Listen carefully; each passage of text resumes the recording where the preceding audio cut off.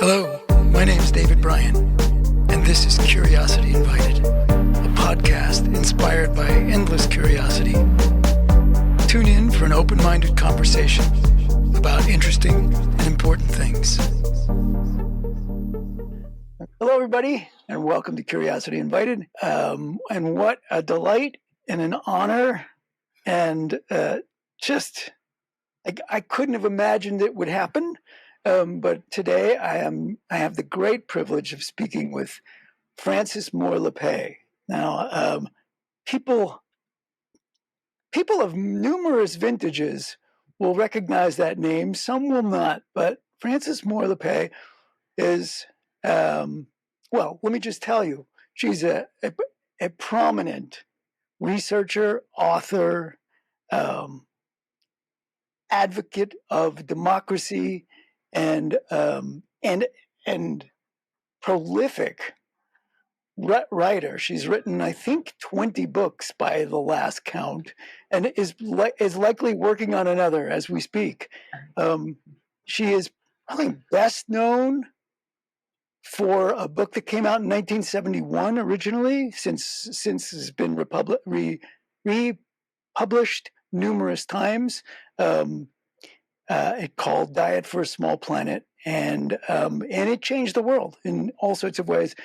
So much so, I think it was Michael Pollan who now is the food expert in the world, but he refers to her sometimes as the godmother of the plant-based living revolution that is still evolving. And so, Frances, thank you so much for being willing to take some time and have a conversation about then, about now, and about maybe the future. So, my great pleasure, David. We can see the smile on my face, and it reflects my inner feelings. Good. Well, so let's just dive right in, and so I can let's do it. I can be economical with your time, but so you wrote Diet for a Small Planet, not to be confused by the book that came out later, Diet for a New America by John Robbins, but Diet for a Small Planet, which really opened up a conversation that is still, at least in my mind, relevant. And would you be willing to just say a little bit, just if there is a main argument to be made from that book? Is it what were you trying to do?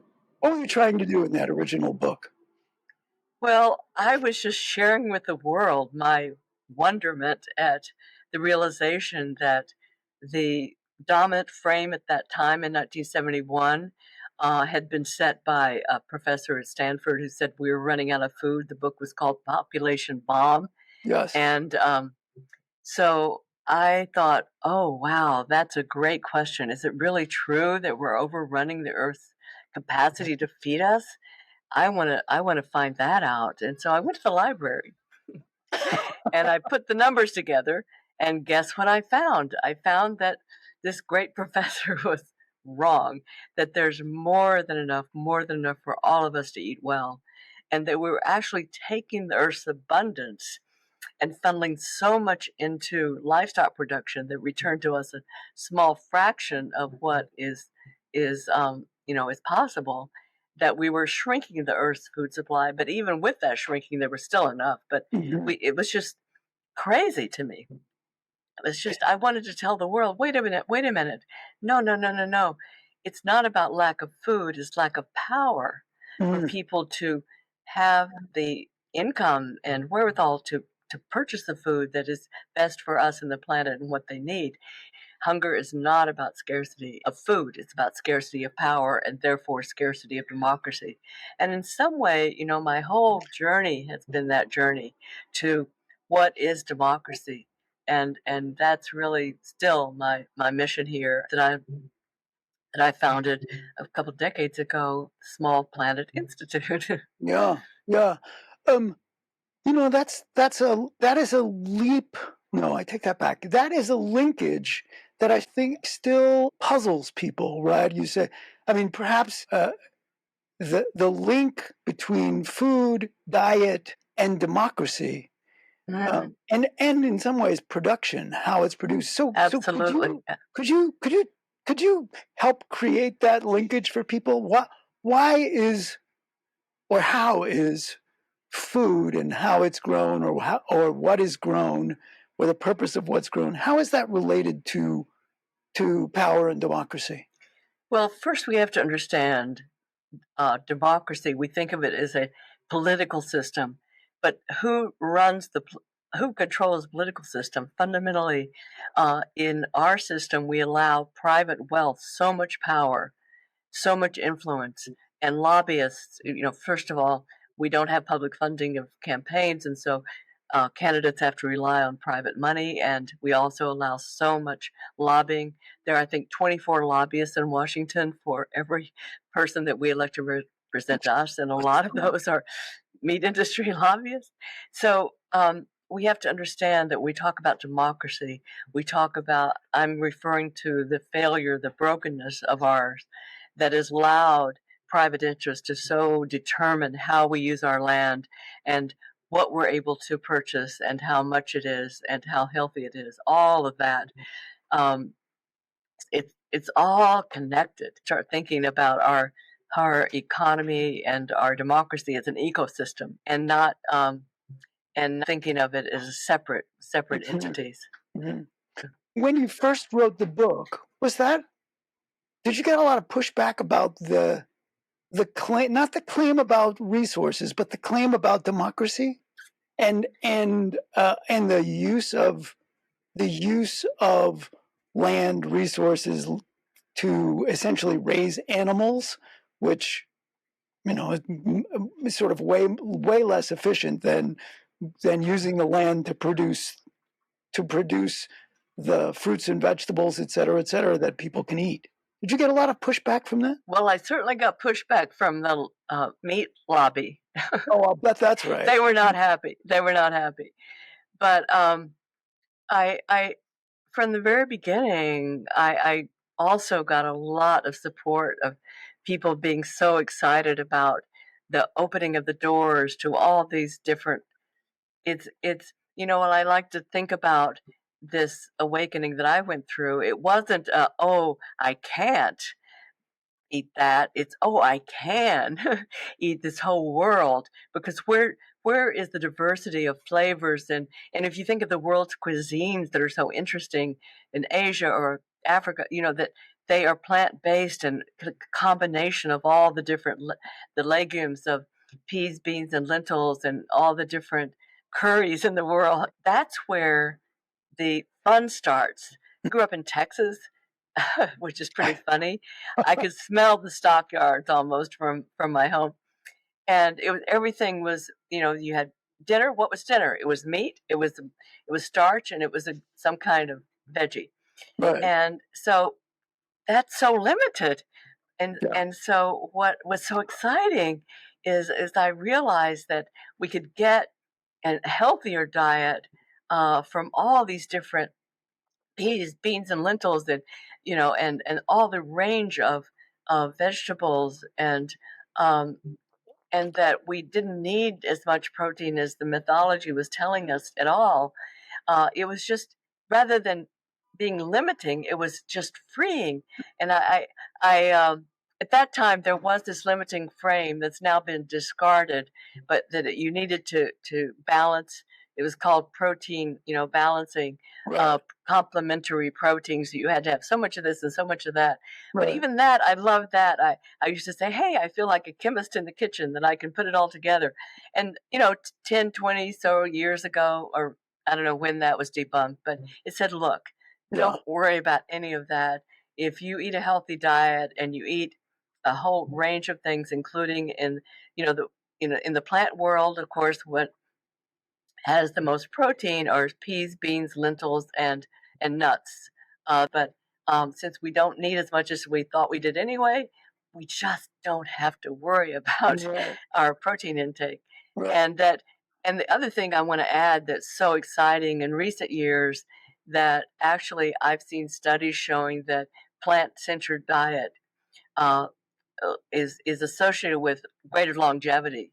That rather than limiting one's life, it actually is healthier and lengthens one life. Right. Yeah. That I think a bunch of people have been maybe a little bit before your book, but have been talking about the benefits of the amount of animal protein a person consumes. In fact, I remember trying to do it, not always successfully when I first read the book, and combining the various grains, et cetera, to get complete protein. Right. And, That was it. It became, wait a minute, it's so much easier. So it's great. And so in the later editions, I've made it clear that it's even easier than I thought.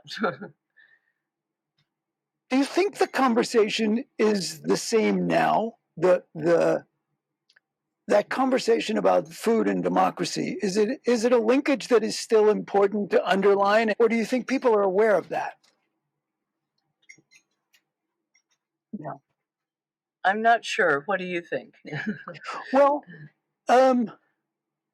I think at least in the circles I bump into, it still surprises people.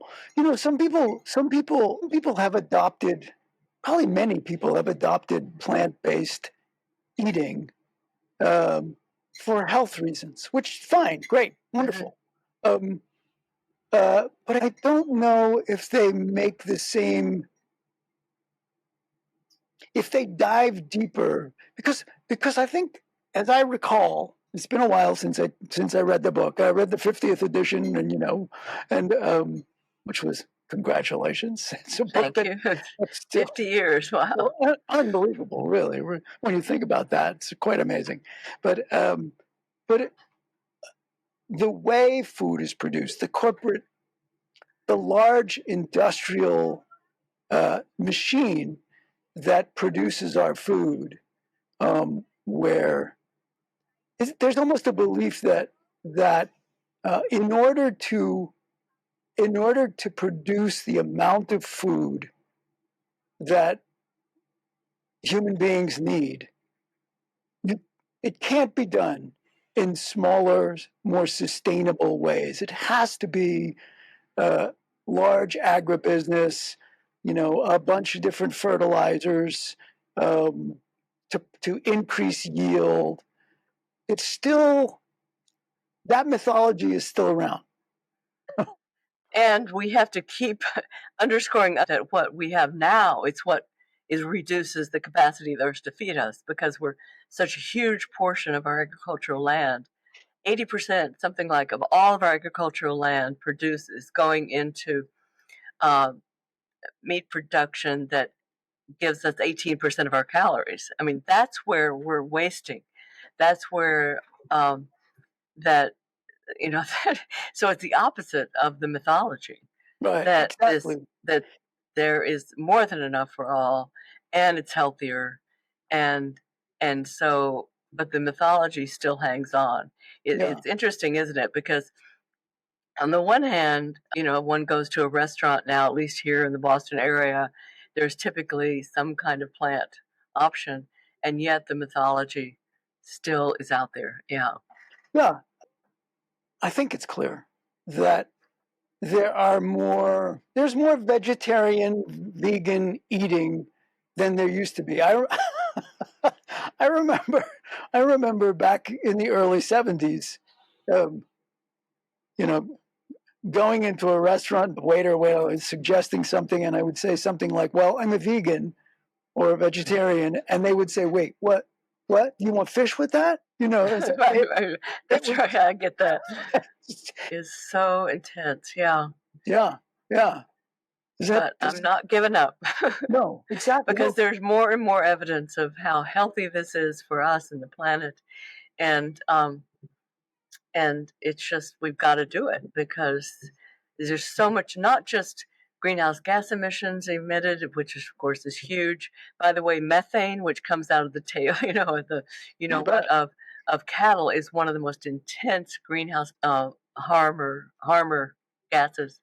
And but also the destruction of biodiversity, as we're just growing more and more, corn or soybeans to feed to livestock. So it's for every part of and the destruction of the Amazon. People don't recognize that right. we're destroying rainforests in order to produce meat. It's quite something that I'm patting you on the back from Oh, afar. good. Thank you. But it is quite something that it's since the original publication of that book, and again, let's talk about some of the other ones. But since the original publication of that book, so many of the conversations, the enormous conversations that have grown out of increasing research, science, having little to do with food itself, right? I mean, the destruction of the environment, et cetera, Yeah. Yeah. has demonstrated how prescient your insights were. So it was not just the amount of land or the amount of grains that were being produced simply to feed cattle, right? It's all those other things that you just mentioned that really weren't part of the national and now worldwide conversations back then, and yet Right. it sort of revealed that how we produce our food, what we produce, and how we produce our food is still such an important issue, such an important thing. And so I wonder, David, can I, before we move on from the very first book, I just wanted to all who are with us today, I often say to young people, but any of us, find your question. If you are lost, find your question.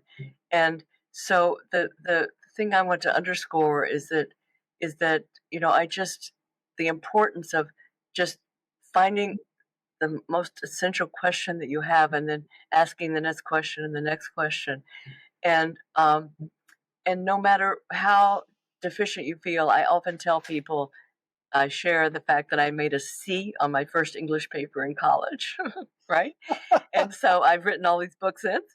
So if you're in college and you're not doing that well, don't be discouraged. Or, if you've never written anything, if you've never written a blog, or, just if you have the messages, if you have something that you believe is important for people to hear, you will figure out how to share it and get feedback from friends and relatives. And so I just love to tell people that I did not start out as an accomplished writer. Yes, I think that's such an important message, and it's the history of your work is one that sort of underscores how that unfolds, right? I mean, here was this Stanford professor, Paul Ehrlich, I guess it was, who wrote The Population Bomb, right? I mean, Stanford an economist, right? It's a big deal, and it came out with this, which everybody was, I mean, it was quite the buzz, right? It was big. And suddenly here's this young woman with, I don't know, I don't even know if you had a graduate degree at the time. No, I did not. No. Yeah. No. That was like, well, no, I don't think that's right. I don't think that's right. I mean, it's such a nervy and fabulous thing. And look what it's revealed, and look what has become of it, which is, and I think it's still becoming that, right? I mean, there is more and more evidence for the value, not just to the organism, the human organism, but to the planet. And I mean, I think it actually, it gave it gave fire to the whole animal rights movement. Right? I mean, just the way the farm animals are treated, and I know. I mean, so this this young woman, practically a girl, this young woman with this idea is just really, it's an enormous accomplishment. And so thanks for saying that. I also want to mention another point that I'm so pleased. I should say, I would have said proud, but I shouldn't be proud because she needs all the credit. But my second child, Anna Lappé, and by the way, I named my daughter Anna, and then later found out that in Hindi it means food. And so Anna Lappé, please go to the Global Alliance for the Future of Food. That's a great website. Global Alliance for the Future of Food that Anna now leads. And so, she and I worked together on the 50th anniversary edition of Diet for a Small Planet. And we also worked together to write a book called Hope's Edge. And I highly recommend our book because Anna and I traveled the world. And if you want hope right now in this dark time, we profile through story the most progressive and encouraging and courageous social movements in the world that are pushing forward the edge of hope, is the way we think about it. And a lot of it has to do with ecological agriculture. And so I just highly recommend Global Alliance for the Future of Food. Thank you, and I'll make sure that gets up on the screen when we put out the final thing. And you've sort of anticipated where I wanted to go, which was, your sense of hope. But, where does that come from? And yeah, I think in addition to that, what you just said, that piece about how people raise food and those movements all around the world, there is a reclaiming of power, because right now we are most of us, unless you're a farmer, unless you're growing your own food, we are subject to the interests that bring us our food, and to be at least somewhat more free of that, right, is it's a reclaiming of right now. I mean, cut off food supplies and the world changes dramatically really fast. Right. And absolutely. And it's so concentrated now. It's more and more so, right? More and more. Yeah. Those interests are larger and larger. In some ways, the conversation, it's very much the same conversation that you were having then, but on steroids. Right. Because the concentration is enormous now, the concentration of food producers. But you do have this, and you sense it through, one does sense it through so many of the books that you've written, and I would be lying if I told you I read and remember all of them, but I don't. But you do have this. There is this strand of hope for the possibility of the future, and I wonder where I am wondering where that comes from, and I guess I want you to talk about that in a way that communicates the reason, because there's so many reasons to feel doom and gloom at the moment, perhaps more so now with the behavior of the current administration. But yet there you seem to have this reason to hope, and so I'm hoping you'll speak about that for people, especially young people who are listening to this. Well, first of all, hope is not wishful thinking. Hope, I want to make that clear. It's not wishing for something. Right. And that hope, if we aren't changing ourselves, if we aren't taking risks, then how can we believe that others can? So hope requires courage. And courage is rooted in the French and the Latin, a cur, heart, that when that pounding heart, I love to say, when you're scared and your heart is pounding, reinterpret it as your inner applause telling you to go for it. Because this is, we often think, oh, if I'm nervous about something, that means that I'm on the wrong track. It may mean, it probably does, that you are maybe, if you're doing something for what you believe in, it means that, of course, your heart's going to pound a little bit. Of course, you're going to be a bit insecure. And that, go for it, girl. Go for it, guy. That is the spirit that I've tried to incorporate into my own life, and to share with others, that my assumption about human beings is that we have very deep needs beneath the physical, and they are our need for a sense of power, that an agency that we count, a sense of meaning, that what we do matters, and that we are connected to others. And so we have to drop this this mythology that's so damaging that human beings are just selfish little shoppers. No, no, no, no, no. Right. Right. We people give their lives in order to secure to meet these deeper needs for power, meaning, and connection.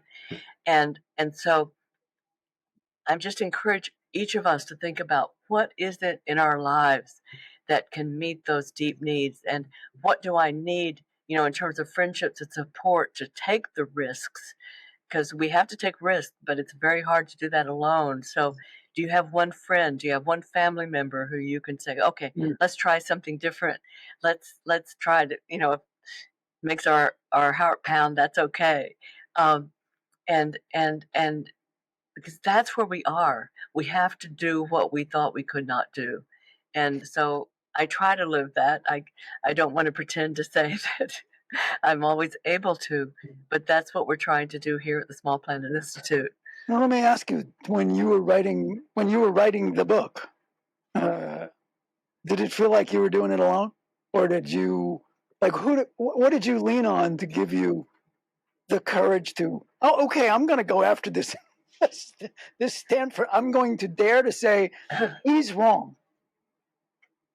Where'd that come Well, from? well, I was terrified in the beginning, honestly, as I said, I thought, oh my gosh, what if I got all the numbers wrong? That was when I was using my dad's slide rule.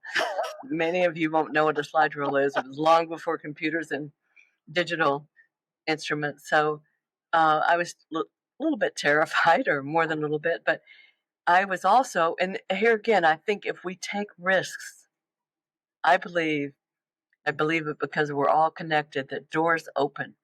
So because I was willing to take that risk, this kid out of college, just asking the burning question and going for it. I started out with just a few page handout, and through a friend, guess what? It got into the hands of the founder of paperback publishing in America, Betty Wow. Ballantyne. And she came to my door and she said, Frances, um, I want to turn this into a book, and whoever publishes it, I'll buy it. And that was Betty Ballantyne. Wow. And she died quite a number of years ago, but I did get to go and personally thank her, and it was just such a great joy. But the point is that I really do believe that, and I think because all is connected, that if we take those risks, then we are sending out signals, and that connections get made and the next door will open.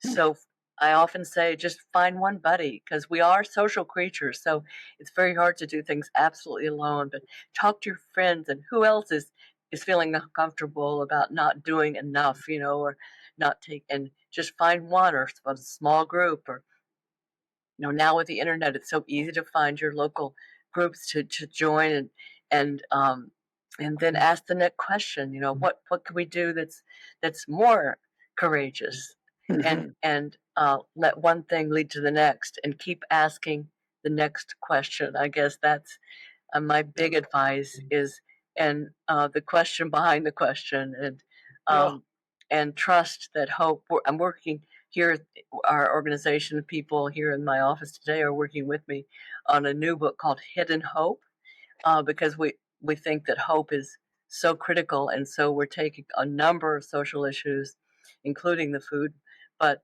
where in the world are the breakthroughs happening, and then telling the stories of, like, what country is number one in health, and how do we learn from that, because we're way way down below our peer countries in the health of our people, and that our diet has a lot to do with it. So, just this is a big project, and I have to learn. We all have to write this. We have to learn about a lot of different topics, but I do believe that hope is power. Yeah. It's say the title of the book again. And I know it's Hidden not out hope. yet. It's Hidden Hidden Hope. hope. It's a work in progress. It's It's a in work progress. right. And so let's just because I know we spoke about this briefly last time. Um, so this is finding reasons to hope by looking at actually what is going on Yeah. elsewhere in the world. Yes. It's very clear structure. We take health, education, the environment, democracy, and we say, okay, where does the U.S. rank? and you just go, "Oh my God, I thought it was bad, but are we really down, way, way down below our peers?" And the answer is yes. We just sank in democracy. We're now 57th, I believe, in the world in democracy, whereas our peers are up in the top 20 mainly. So we say, "Oh my gosh." And then we have a shorter section on why is it that we rank so low? It's the hard facts. And then we go to which is the leading country, or in some cases, the leading two countries where there are two very different cultures that have both been ranked very high. For example, in health, and a lot of it has to do with diet, two countries have been ranked as the superior in health, and they are Spain and Japan. And the healthy diet is key in both, as well as exercise. As exercise, yeah. But I'd love that the one of the stories about Japan that we could do anywhere, and we could do certainly here, is that children in grade school learn to cook. Oh, well. That's part of growing up, and so you're not just buying chips, potato chips at the cafeteria. You're Cheetos, actually yeah. cooking and sharing what you cook with your fellow students. Mm. And so you get used to thinking, oh yeah, it's a meal, it's something we cook at home, not that we go out to McDonald's. That book's going to need a section on humility, because I think one of the things that is I'm going to write that down. is so powerful in the United States is that it's hard for Americans to be humble, right? America's the best country in the world. That's the biggest obstacle. And that is an obstacle where there really is no space to hear. Deadly. No space to hear that. No, actually, you know what? They've got a better idea over there. They're doing that. And so no, that's one of our biggest handicaps is the mythology. Although that is somewhat declining, but rather than motivating people, I think it's more. Unfortunately, it's just more kind of humiliation and discouragement rather than saying, "Oh, what can we learn from others?" And that's really the liberation about this era, when we're somewhat shocked by what's happening. If we can liberate ourselves to look to guidance from other countries and how they've gotten money out of politics, for example, and how they've gotten a healthier food system. And well, I'm going to ask you an unfair question, which you don't have to answer. But here's the unfair question: we know what our world is like today. At least our world here in the United States, right? Enormous division, and so what's needed to get from this current state of things to a world that is more, well, maybe I don't want to feed that. Maybe I don't want to skew the question. What would be better? Obviously, less division, people working together, more collaboration. How do we get there? Well, it all comes down to democracy. What is democracy? It's where the people's voice is determining outcomes, and the people's voice that is developed through learning and talking with one another. That is democracy, and it's not what we have today. We have, as I've stressed, so much private interest and so much disinformation through corporate-controlled media, particularly Fox News, where people are just filled with disinformation. So even in my own family, I have people who voted for Donald Trump because they believe what the disinformation that's being put out. We do have a report here. You can go to our website, Small Planet Institute website, and you can just download it. It's called Crisis of Trust, and it's about the crisis of disinformation, and highlights how other countries are stepping up to try to help people sort through with bipartisan information screening. Not censorship, but to really alert people to what is disinformation, and it's really helped. Australia is an example of it. New Zealand, so that is a big part of the problem, that we are getting different information, and we can't have democracy unless we have one conversation. And a shared set of what are the facts that we're debating. If we're debating different truth, and we have different truth, then we're in Right. big trouble. And so I think that is a key part of our work, is to really work for identifying the power of disinformation, and Mm-hmm. in all, you know, and when we speak to friends and neighbors who disagree with us, to without attacking them, to say, "Oh, where did you learn that? And would you be willing to look at this other source and consider it?" Um, and not say, "Oh, you idiot for watching that false stuff," but let's look at both and see. Why don't we look at both of these? And where did Yeah. that information come from? And where did this information come from? Right. And and be in conversation, not in a battle. Mm-hmm. Mm-hmm. Well, that right there is a good place to at least pause this conversation. Unless there is something else that you want to make sure you put out there. Thank you so much for being willing to speak about this. Well, I think those many messages that were embedded in that book years back are still alive and well, and and I would encourage people not just to read Diet for a Small Planet if they have not, but some of the other work that you have done over and the book that you wrote with your daughter again is oh, Hope's Edge. Hope's Edge. Hope's Yeah, Edge. Okay. yeah. And this theme of hope is not for wimps, right? Hope is for people, that we all need hope. We know that. We know human beings have to have hope, but we Mhm. only do that as we push our edge, and take risks. And I just encourage all of us. I'm speaking to myself. I don't mean to be Sure. at all bragging, because I struggle as well with taking risks. But Absolutely. to find just one friend, it could just start with one friend. Maybe it's your spouse, maybe it's your, just a buddy, or maybe it's a stranger, but find one friend who can take a risk with us, because often, we're such social creatures that we often need one other person and then go from there. Maybe it's somebody in your church, or you never know. But we have to be comfortable with the pounding heart of our nervousness, and I love to that. believe that we can go for it. I That love inner that. applause. I love that. I love that idea. That the pounding heart that we so uh, easily just say is fear is actually applause. Yeah, Yes, it wouldn't be pounding if this wasn't worthwhile. So, exactly, so exactly. yeah, indeed. Well, Frances Moore Lappé, thank you so much for being willing to speak Oh, and my great speak with pleasure, me. David. So I'm going to Great count you as pleasure. one of those new friends of mine. So, Thank you. Likewise, likewise. Let's likewise. do it again. Absolutely. Okay. Absolutely. Well, especially when your book comes out. So, Yeah, I'd love to. Love to. fabulous. Fabulous.